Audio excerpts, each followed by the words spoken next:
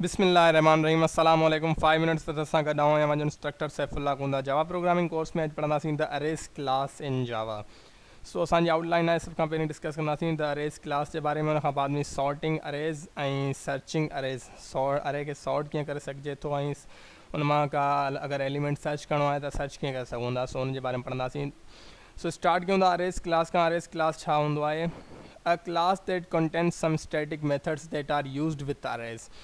Simply ॿियो कुझु कोन्हे, डिफिकल्ट काई ॻाल्हि ना आहे। सिंपली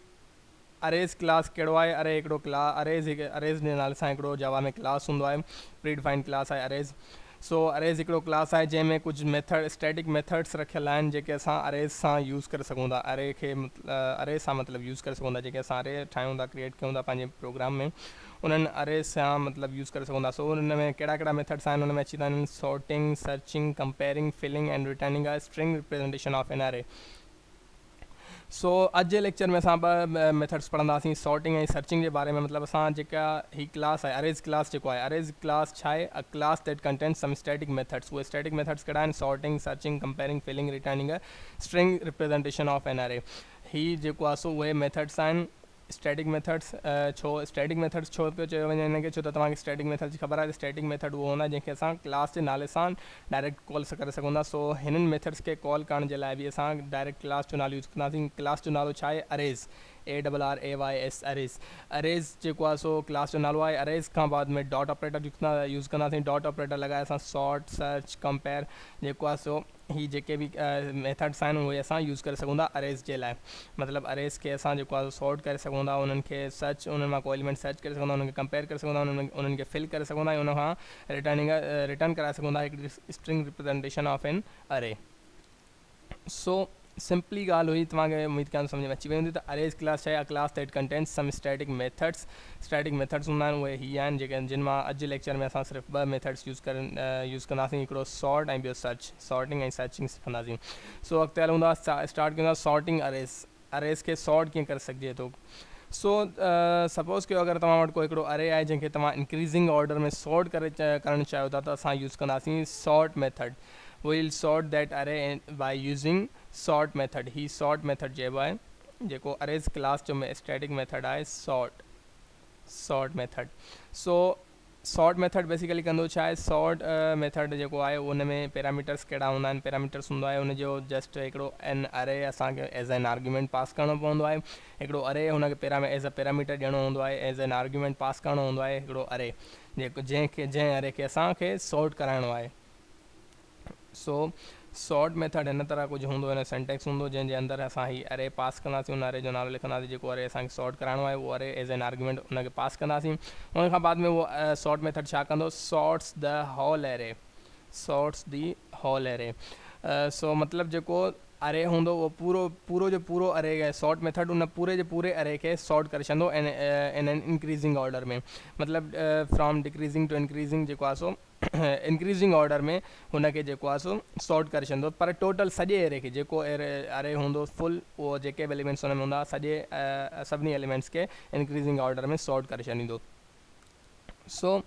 इहो सॉर्ट मेथड जो कमु आहे। सो सपोज़ कयो हाणे एग्ज़ाम्पल वठूं था, मूं वटि हिकिड़ो अरे आहे इंटीजर टाइप्स जो, इंटीजर वैल्यूज़ जे नाले सां इक्वल्स टू जंहिंमें ही एलिमेंट्स आहिनि 5 2 8 4 3 0 1। सो ही ॾिसो मतिलबु जेको आहे सो अनसॉर्टेड अरे आहे, मतिलबु सॉर्टेड न आहे। हिन में सॉर्टिंग करणी आहे अगरि असांखे, त कीअं कंदासीं? उहो असां यूज़ कंदासीं। उन जे लाइ आउं यूज़ कंदुसि अरेज क्लास। अरेज क्लास हिन तरह असां लिखी सघूं था, अरेज क्लास जो नालो, ऐं उन खां बाद में ही डॉट ऑपरेटर लॻाईंदासीं। डॉट ऑपरेटर लॻाइण खां बाद में मेथड कॉल कंदासीं कहिड़ो? सॉर्ट वारो, सॉर्ट खे SORT सॉर्ट। उन खां बाद में अंदरि उन में पैरामीटर में छा पास कंदुसि मां एज़ एन आर्ग्यूमेंट? ही अरे जंहिंखे मूंखे सॉर्ट कराइणो आहे, मूंखे सॉर्ट कराइणो आहे हिन वैल्यूज़ वारे अरे खे। सो हिते आउं लिखी छॾियो वैल्यूज़। सो उन खां बाद में अरे जेको हूंदो उहो कुझु हिन तरह नज़र ईंदो 0 1 2 3 4 5 8। ही जेके सभु अरे हुयो टोटल, हिन में जेके एलिमेंट्स हुआ सभु इंक्रीज़िंग ऑर्डर में अची वेंदा 0 1 2 3 4 5 एंड 8। सो इन तरह ही जेको आहे सो अरे सॉर्ट थी वेंदो असांजो। सो ही त थी वई नंबर्स जी ॻाल्हि, इंटीजर्स वारो अरे अगरि हूंदो असां वटि। सपोज़ कयो अगरि असां वटि अरे आहे कैरेक्टर्स जो, 4 डेटा टाइप जो। सो 4 डेटा टाइप जो असां वटि अरे आहे, 4 अल्फ़ाबेट नाले सां मुंहिंजो उहो अरे आहे जंहिंजो नालो आहे अल्फ़ाबेट। उन में एलिमेंट्स आहिनि C A F capital G and D and capital H। सो हीअ असां वटि कुझु हिकिड़ो अरे आहे जेको अनसॉर्टेड आहे, सॉर्ट न आहे थियल, हिन खे मूंखे सॉर्ट करिणो आहे। सो कीअं कंदो, सेम सॉर्ट मेथड यूज़ कंदासीं अरेज़ क्लास खे यूज़ करे। अरेज़ लिखंदासीं, अरेज़ डॉट सॉर्ट मेथड खे कॉल कंदासीं, हुन में अंदरि हे जेको असांजो अरे आहे जंहिंखे असांखे सॉर्ट कराइणो आहे अल्फ़ाबेट अरे खे। सो अल्फ़ाबेट एज़ एन आर्ग्यूमेंट हुन में पास कंदुसि मां, पास कयोसीं, पैरामीटर्स में लिखियोसीं अल्फ़ाबेट। उन खां बाद में कुझु असांजो जेको अरे हूंदो उहो हिन तरह नज़र ईंदो त G H capital G capital H, उन खां बाद में स्मॉल a C D ऐं F, ही थी वेंदो सॉर्ट। हाणे तव्हांजो कुझु ज़हन में हूंदी ॻाल्हि त मतिलबु हीउ जेको कमु थियो इहो थियो कीअं, मतिलबु सॉर्ट कीअं थियो। चलो नंबर्स जो त सम्झ में अची वियो त बाबा 0 नंढो आहे, 1 नंढो आहे, 2 नंढो आहे, 3 नंढो आहे, 4 नंढो आहे, 5 नंढो आहे ऐं 8 मतिलबु उन्हनि खां वॾो आहे। सो मतिलबु 1 बाय 1 हुआ इंक्रीज़िंग ऑर्डर में हली वियो, त बाबा 0 खां 1 वॾो आहे त 1 बाद में ईंदो, 1 खां 2 वॾो आहे त 2 बाद में ईंदो, 8 वॾो आहे सभिनी खां त उहो सफ़ा लास्ट में ईंदो। सो ख़बर पइजी वई त इंटीजर्स में नंढे वॾे ख़बर पवे थी अंगनि में, सो अंगनि जे तहत उहो सॉर्ट थी वियो। पर हे जेके कैरेक्टर्स आहिनि इहे सॉर्ट कीअं थिया, सो हिन जो काई डिफ़िकल्टी न आहे। जेका तव्हांजे माइंड में ॻाल्हि आहे उनखे आउं सिंपली क्लियर कंदुसि त तव्हां ज़हन में इहा ॻाल्हि विहारे छॾियो त जेको ही कैरेक्टर्स जी जेका सॉर्टिंग थी उहा बेस्ड ऑन देयर यूनिकोड्स, उन्हनि जे यूनिकोड्स जे तहत थी सॉर्टिंग थी। यूनिकोड्स त ज़ाहिर आहे तव्हांखे ख़बर आहे इंटीजर्स में हूंदा आहिनि, इंटीजर्स में यूनिकोड्स हूंदा आहिनि, त सो हुननि जा जेके यूनिकोड्स आहिनि उहे पाण में कंपेयर थिया त अगरि स्मॉल जेको कैपिटल G आहे, कैपिटल G जो जेको यूनिकोड आहे उहो स्मॉल a ऐं small C D E F इन्हनि खां जेको आहे स्मॉल आहे, घटि आहे, स्मॉलर देन द 10। सो उन जे करे कैपिटल G पहिरियां आयो, उन खां बाद में कैपिटल H आयो, ऐं कैपिटल G ऐं कैपिटल H में जेको डिफरेंस आहे उहो त तव्हांखे सिंपली ख़बर पइजी वई हूंदी। त ज़ाहिर आहे कैपिटल G जो जेको यूनिकोड ईंदो उहो ऐं कैपिटल H जो जेको यूनिकोड ईंदो उहो कैपिटल G खां बाद में ई ईंदो, मतिलबु उन खां वॾो ई हूंदो, ग्रेटर देन हूंदो कैपिटल G जे। ऐं आम ॻाल्हि में अगरि लिहाज़ वञे, आम जेको आहे सूरत हाल में बि ॾिठो वञे त मतिलबु कैपिटल G जेका आहे उहा नंढी आहे, पहिरियां ईंदी आहे, बाद में कैपिटल H ईंदी आहे। सो अहिड़ी तरह ऐं कैपिटल A जो जेको यूनिकोड आहे उहो कैपिटल C खां नंढो आहे, उनजे करे पहिरियां A आयो आहे, ऐं कैपिटल D जो जेको यूनिकोड आहे उहो कैपिटल C खां वॾो आहे, उन करे उहो C खां बाद में D आयो आहे। अहिड़ी तरह उन्हनि जा यूनिकोड्स मतिलबु पाण में कंपेयर थींदा आहिनि, यूनिकोड्स जेके हूंदा आहिनि कैरेक्टर्स जा उहे पाण में कंपेयर थींदा आहिनि, उन जे बुनियाद ते उन जे तहत जेको आहे सो कैरेक्टर्स जी सॉर्टिंग थींदी आहे। हीअ सॉर्टिंग उन तहत थी। सो हाणे तव्हांजे माइंड जी जेका कंफ्यूजन हूंदी उहा उमेदु कयां थो त क्लियर थी वई हूंदी। उन खां बाद में हाणे अचूं था त हे चलो हे मेथड जेको तव्हां सॉर्ट मेथड ॾिठो त हीअ सॉर्ट मेथड छा पियो करे, पूरे जे पूरे अरे खे जेको आहे सो सॉर्ट पियो करे छॾे, टोटल अरे खे जेको आहे सॉर्ट करे पियो छॾे। पर अगरि असां चाहियूं था सपोज़ मूंखे सिर्फ़ु हिन कैपिटल G खां हितां खां वठी ओ ही अरे सिर्फ़ु ही 3 एलिमेंट्स पाण में सॉर्ट कराइणा हुजनि त पोइ आउं छा कयां। मूंखे हेॾे सॉर्ट कराइणो ई न आहे, मुंहिंजो हिन सां कमु ई न आहे, भले अनसॉर्टेड हुजे, मूंखे सिर्फ़ु हितां खां हेसि ताईं सॉर्ट कराइणो आहे, त पोइ आउं छा कंदुसि। त उन जे लाइ बि मेथड आहे, सेम सॉर्ट मेथड आहे, पर उन जा पैरामीटर्स कुझु अलॻि आहिनि। उहो कहिड़ो आहे, सॉर्ट मेथड, ही सॉर्ट मेथड आहे, SORT सॉर्ट मेथड। ॿ हुन में तव्हांखे अगरि तव्हां नेटबीन्स ते बि अरेज़ डॉट सॉर्ट लिखंदो त तव्हां वटि ऑटोमेटिकली ऑप्शन अची वेंदा, तव्हांखे साइड में नज़र अची वेंदो त जेको आहे उन जा पैरामीटर्स कहिड़ा कहिड़ा आहिनि। उन जा पैरामीटर्स हूंदा हिकिड़ो त उनखे अरे ॾिबो, असां अरे ॾींदासीं, जेको अरे सॉर्ट कराइणो आहे, जेको अरे सॉर्ट कराइणो उहो अरे ॾींदासीं, उन खां बाद में कॉमा ॾेई करे फ्रॉम इंडेक्स मतिलबु उहा इंडेक्स लिखंदासीं त कहिड़ी इंडेक्स खां वठी कहिड़ी इंडेक्स ताईं, फ्रॉम इंडेक्स टू इंडेक्स, ही ॿ वैल्यूज़ हुन में ॾिबा। सो कैपिटल G खां अगरि मूंखे हिन कैपिटल H ताईं सॉर्ट कराइणो आहे त फ्रॉम इंडेक्स थींदी मुंहिंजी कैपिटल G, जेका आउं ॾींदुमि 0 1 2 3 इंडेक्स, थर्ड इंडेक्स ते आहे मुंहिंजो जेको आहे so capital G, so 3 from index में आउं ॾींदुमि 3, ऐं टू इंडेक्स में आउं ॾींदुमि हिन जी अगरि 3 थी वई त हिन जी 4 ऐं हिन जी 5, H जी कैपिटल H जी थी वई 5 इंडेक्स। सो 5 +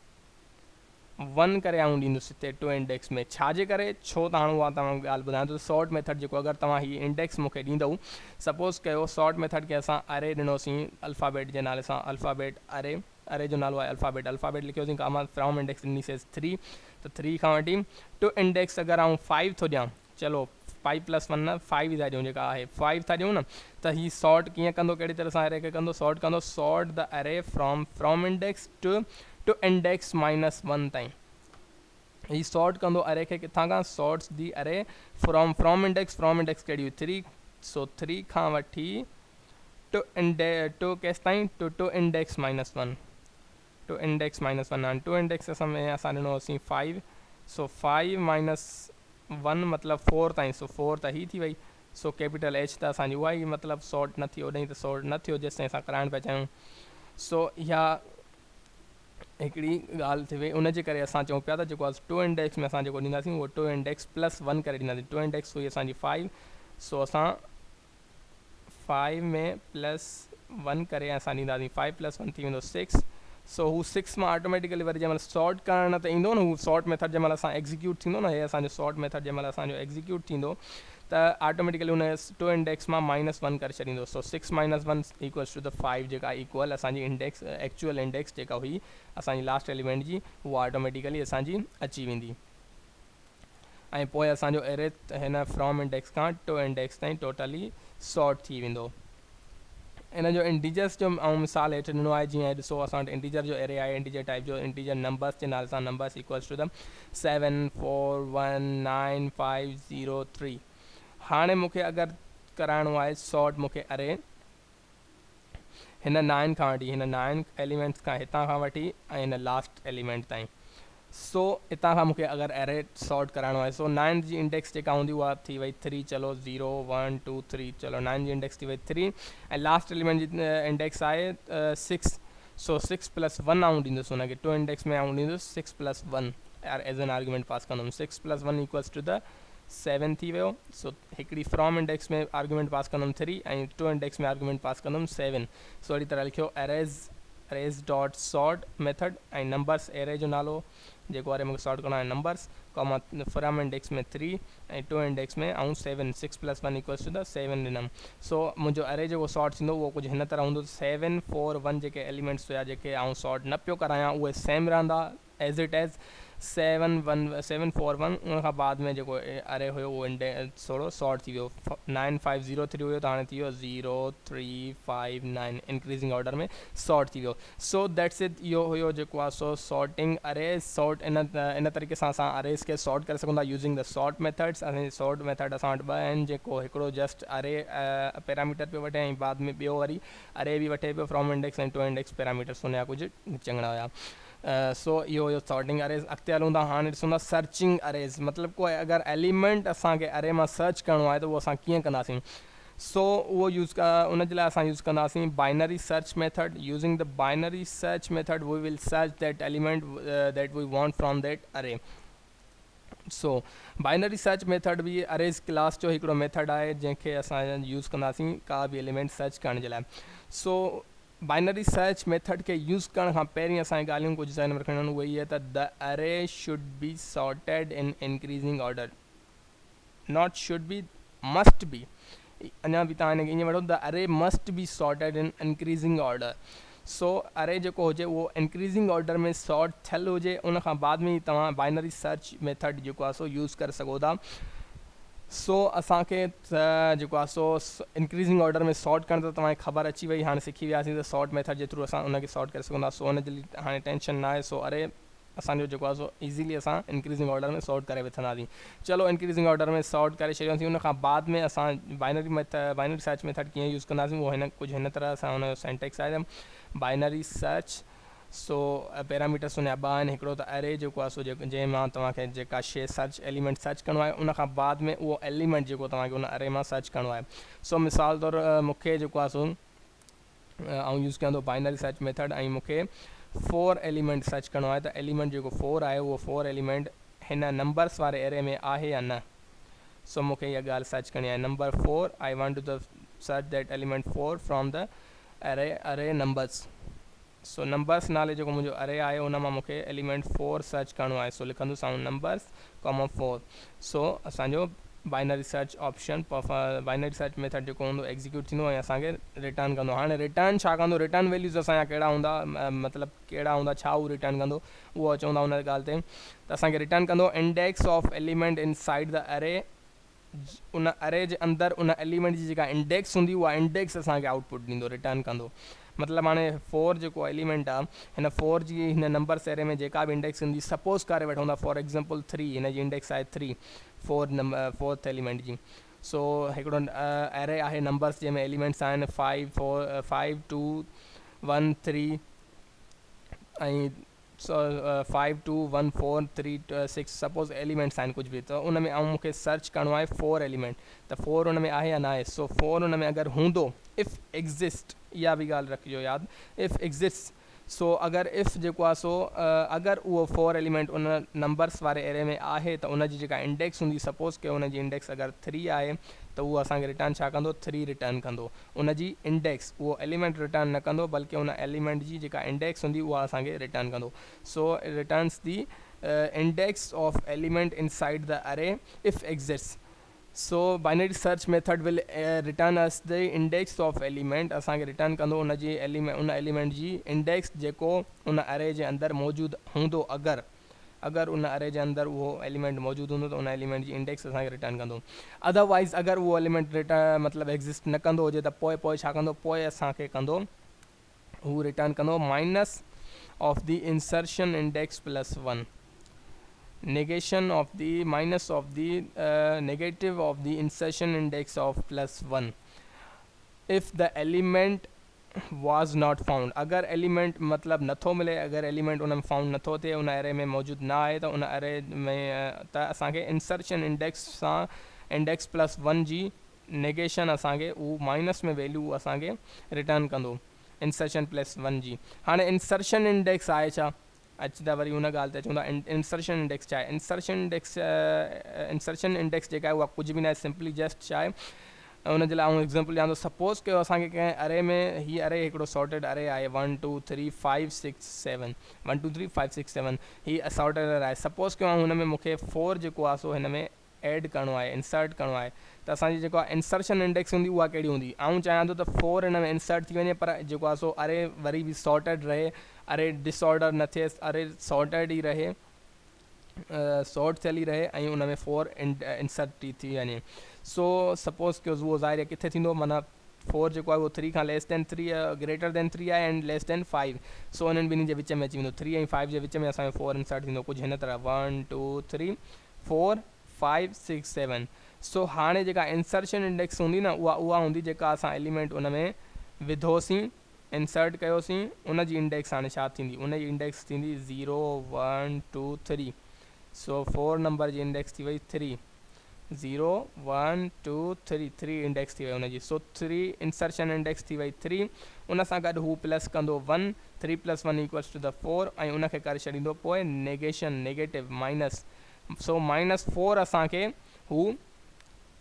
आउटपुट रिटर्न कंदो। कहिड़ो मेथड, बाइनरी सर्च मेथड। अगरि आऊं हिन एरे मां 4 सर्च करणु चाहियां त इहो आऊं मिसाल हाणे अलॻि सां थो ॾियां। पहिरियां आऊं इंसर्शन सम्झायो तव्हांखे, त अगरि हिन में मूंखे 4 इंसर्ट करिणो आहे त पोइ असांजी हिन तरह सां इंसर्ट, उहो आऊं ॾसियो कोन त इंसर्ट कीअं थींदो, उहो असां अॻिते ॾिसी सघंदासीं इंसर्ट करिणो कीअं। पर आऊं जस्ट फ़िलहालु आइडिया बि ॾियां त इंसर्शन इंडेक्स छा चइबो, छाखे चइबो आहे, इंसर्शन इंडेक्स छा हूंदी आहे, उन जो आइडिया बि तव्हांखे ॾियां त अगरि मूंखे 4 हिन में इंडेक्स इंसर्ट कराइणो आहे ऐं एरे सॉर्टेड बि रहे, त मुंहिंजो उहो 4 जेको हूंदो उहो हिन जॻह ते मुंहिंजो साइड इंसर्ट थींदो, मूंखे इंसर्ट करिणो पवंदो, ऐं पोइ हिन जॻह ते इंसर्ट करण खां बाद में उन 4 जी इंडेक्स जेका हूंदी उनखे चइबो आहे insertion index.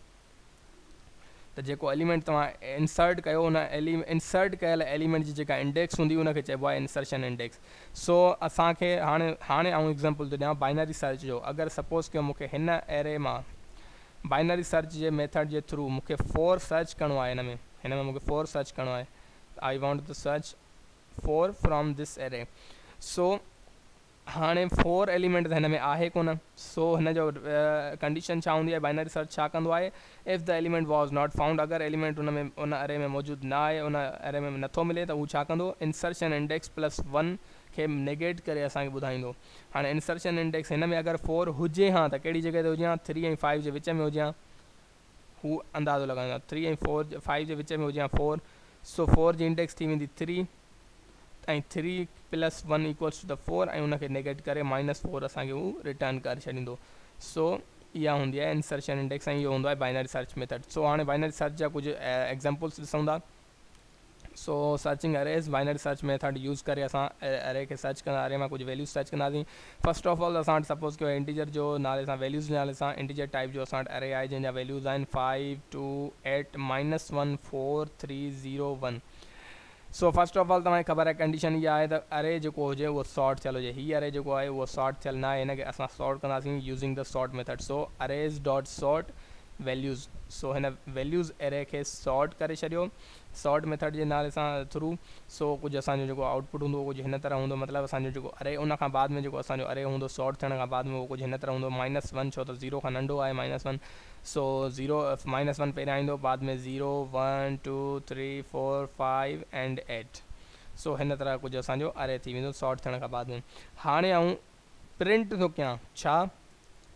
Arrays dot binary search जो जेको रिटर्न वैल्यू हूंदो आहे रिटर्न छा कंदो आहे तव्हांखे ख़बर आहे इंडेक्स रिटर्न कंदो आहे उन वैल्यू जी जेका अगरि वैल्यू उन में प्रेज़ेंट आहे उन जेको तव्हां एलिमेंट सर्च था कयो उहो एलिमेंट अगरि उन अरे में मौजूदु आहे त उन एलिमेंट जी इंडेक्स जेका हूंदी उहा असांखे रिटर्न कंदो त हू असांखे रिटर्न कंदो आहे इंडेक्स ऐं उहा इंडेक्स आऊं प्रिंट थो करायां प्रिंट एल एन मेथड जे through so system dot out dot print L N method जे थ्रू असां उन प्रिंट एल एन मेथड में अंदरि लिखियो आहे arrays dot binary search method खे कॉल कयो आहे उन में आऊं जेके पैरामीटर्स हूंदा आहिनि उहे आर्ग्यूमेंट ॾींदुमि त हिकिड़ो त वैल्यूज़ मतिलबु वैल्यूज़ अरे मां सर्च कर एलिमेंट 4 खे सो 4 एलिमेंट हू सर्च कंदो हिन अरे मां वैल्यूज़ अरे मां सो वैल्यूज़ अरे में 4 एलिमेंट हा येस ही प्रेज़ेंट आहे ओके सो ही 4 एलिमेंट हिते पियो आहे हाणे 4th एलिमेंट जी जेका इंडेक्स हूंदी हू असांखे उहा प्रिंट करे ॾींदो छा इंडेक्स हिन जी छा आहे 0 1 2 3 4 and 5 so 4 element G index आहे 5 सो कुझु असांजी आउटपुट जेका ईंदी उहा हिन तरह ईंदी 5 असांखे स्क्रीन ते प्रिंट थी मिलंदो प्रिंट एल एन मेथड जे थ्रू उन खां बाद में अगरि आऊं सेकेंडली प्रिंट थो करां arrays dot binary search values मां सर्च कर एलिमेंट 3 खे 3 ॾिसो हुन में प्रेज़ेंट आहे वेरी गुड सही आहे 3 बि हिन में आहे हिन अरे में सो 3 जी जेका इंडेक्स आहे उहा 4 आहे सो असांजी 4 उहा असांजो प्रिंट थी वियो उन खां बाद में आऊं लिखियो आहे arrays dot binary search values -3 हिन मां सर्च कर वैल्यूज़ अरे मां सो -3 हिन में किथे बि न आहे अगरि एलिमेंट न हूंदो आहे त हू अंदाज़ो लॻाईंदो आहे त उहो एलिमेंट अगरि हुजे हा त उहो कहिड़ी जॻह ते हुजे हा उहो हुजे हा -1 खां हेॾे बाद में मतिलबु -1 खां बि पहिरियां -3 हुजे हा पोइ -1 हुजे हा सो -3 जी बेसिकली हाणे इंडेक्स छा थी वई -3 थी वियो पहिरियों एलिमेंट ऑफ द अरे फर्स्ट एलिमेंट ऑफ द अरे सो तव्हांखे हमेशह ख़बर आहे बेसिकली कॉमन सेंस जी ॻाल्हि आहे त जेको फर्स्ट एलिमेंट हूंदो आहे अरे जो उन फर्स्ट एलिमेंट जी जेका वैल्यू हूंदी आहे इंडेक्स हूंदी आहे उहा हमेशह 0 हूंदी आहे सो 0 हिन जी इंडेक्स थी वई 0 इंसर्शन इंडेक्स छा थी वई हिन जी 0 त असांखे हीउ रिटर्न छा कंदो आहे 0 प्लस उन सां 1 कंदो 0 + 1 थी वेंदो 1 खे उहो नेगेट कंदो माइनस कंदो नेगेटिव कंदो सो -1 असांखे हू प्रिंट करे ॾींदो -3 जी इंडेक्स थी वई -1 उहो असांखे प्रिंट करे ॾींदो ऐं असां माइनस ॾिसी करे ई इंडेक्स सां ही रिज़ल्ट में माइनस ॾिसी करे ई सम्झी वेंदासीं त इहो जेको आहे सो एलिमेंट अरे में मौजूदु न आहे उन जे करे इन जी रिज़ल्ट माइनस में आई आहे हुन इंसर्शन इंडेक्स आउट असांखे रिटर्न कई आहे सो अहिड़ी तरह हाणे लास्ट हीअ ऐं सर्च पियो कयां त arrays dot binary search values मां असांखे एलिमेंट 9 खे सर्च करे ॾेखार 9 हाणे 9 बि हिन में मौजूदु न आहे हिन अरे में पर 9 अगरि हुजे हा त किथे हुजे हा 8 खां बाद में हिते 9 हुजे हा सो 9th जेका इंडेक्स हूंदी उहा थी वई 8 इंडेक्स थी वई सो 8 + 1 = द 9 खे उहो नेगेट करे -9 असांखे प्रिंट करे ॾींदो हुन जी इंसर्शन इंडेक्स +1 उनखे नेगेट करे असांखे आउटपुट रिटर्न कंदो वैल्यू सो इहो थी वियो सर्च मेथड ऐं sort method so that's it मिलंदासीं इंशाल्लाह नेक्स्ट लेक्चर में तेसिताईं मूंखे ॾींदा इजाज़त अल्लाह हाफ़िज़ थैंक यू सो मच